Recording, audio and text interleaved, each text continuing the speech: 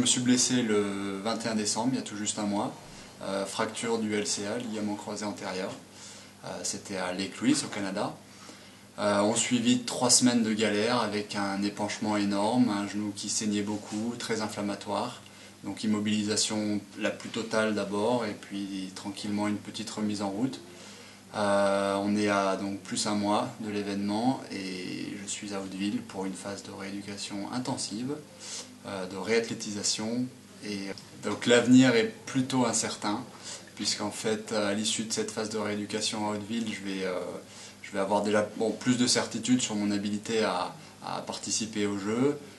C'est-à-dire que ça va vraiment dépendre de la réaction de mon genou, du temps qu'on va avoir pour voilà, finir cette phase de réathlétisation, à l'issue de laquelle une décision sera prise, est-ce que je vais participer au jeu ou non.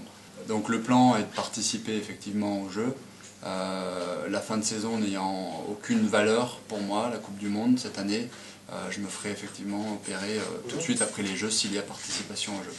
Donc à Sochi, on a affaire à un parcours qui est assez peu technique. Il y a juste une section de start qui est un petit peu mobile, un petit peu active. Après, ça sillonne simplement dans la pente. Il y a très peu de pente, très peu de vitesse.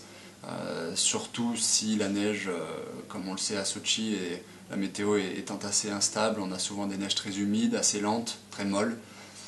Donc finalement, peu de grosses difficultés à Sochi.